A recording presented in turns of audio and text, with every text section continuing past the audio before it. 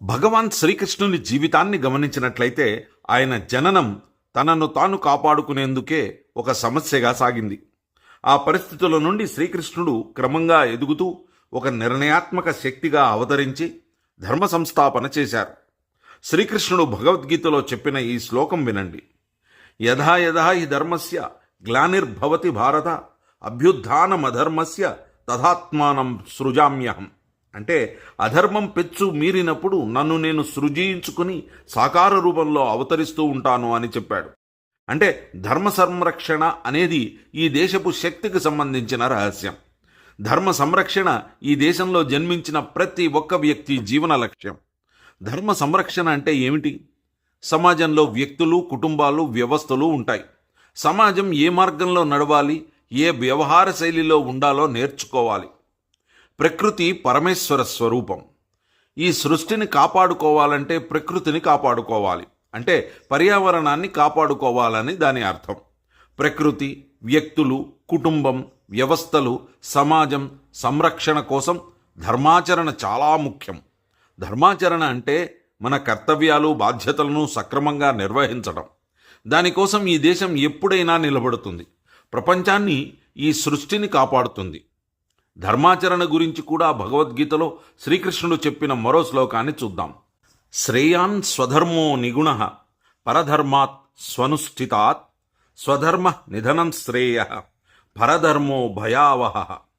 అంటే పరధర్మంలో ఎన్ని సుగుణాలు ఉన్నప్పటికీ ఆ ధర్మం కంటే స్వధర్మాచరణే ఉత్తమం. స్వధర్మాన్ని ఆచరిస్తూనే ఈ లోకాన్ని విడిచిపెట్టడం శ్రేయస్కరం. పరధర్మాచరణ భయావహమైనది. అందువల్ల స్వధర్మాన్ని ఆచరించే పని ఈరోజు రాష్ట్రీయ స్వయం సేవక్ సంఘ్ రూపంలో మనకు కనపడుతుంది. సంఘ ప్రార్థనలో విధాయాస్య ధర్మస్య సంరక్షణం అని చెబుతాం. ధర్మ సంరక్షణే సంఘ కార్యం, అంటే అది భగవంతుని కార్యం. ప్రార్థనలో సంఘం చేస్తున్న పని పరమేశ్వర కార్యం అని కూడా చెప్పుకుంటాం. సంఘం ఏ మౌలిక విషయాల ఆధారంగా పనిచేస్తుందో ఒక్కసారి గమనిద్దాం. సంఘం ఈ దేశాన్ని మాతృభూమిగా భావిస్తూ పనిచేస్తుంది. ఈ భావన సంఘం ఏదో కొత్తగా కనిపెట్టిన విషయం కాదు. వేదకాలం నుండి మనకు ప్రేరణ స్రోతస్సు ఈ భూమి నా తల్లి. అందుకే అథర్వణ వేదంలో మాతా భూమి పుత్రోహం పృథావ్య అని చెప్పబడింది. ఈ భూమి నా తల్లి, నేను ఆమె పుత్రుడను. అంటే ఈ సృష్టికి, ప్రకృతికి మనకు మధ్య విడదీరాయని సంబంధమే మాతా పుత్ర సంబంధం. ఈ భావన కేవలం మన దేశంలోనే కాదు, ప్రపంచమంతా ఉండాలి. అప్పుడే ఈ ప్రకృతి, సృష్టి కాపాడబడతాయి. బంకించంద్ర చటర్జీ రాసిన వందేమాతర గేయంలో త్వం హి దుర్గా దశ ప్రహరణ ధారిణి కమలా కమల దళ నిహారిణి వాణి విద్యాదాయిని అని వర్ణన ఉంది. స్వామి వివేకానంద కూడా ఈ దేశంలో మనం ఎవరం, మన అందరికీ తల్లి ఎవరు అనే విషయాన్ని చాలా స్పష్టంగా ప్రజలందరికీ ప్రేరణదాయకంగా చెప్పాడు. గర్వ్ సే కహో హమ్ హిందూ హై అని. అట్లాగే మనందరి తల్లి భారతమాత అని చెప్పారు. రాష్ట్రీయ స్వయం సేవక్ సంఘ్లో సంఘం మనం హిందువులం, మనం బంధువులం అని చెబుతుంది.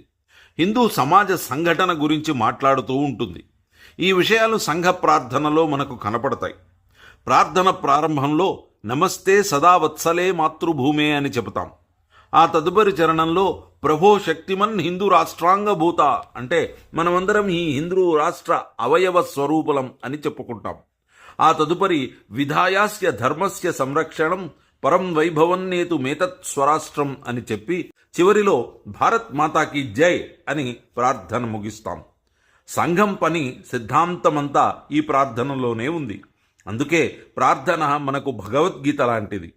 హిందూ సమాజ సంఘటనకు సంబంధించిన దైనందిక శాఖను సంఘ ప్రారంభించింది, దేశమంతా విస్తరించింది.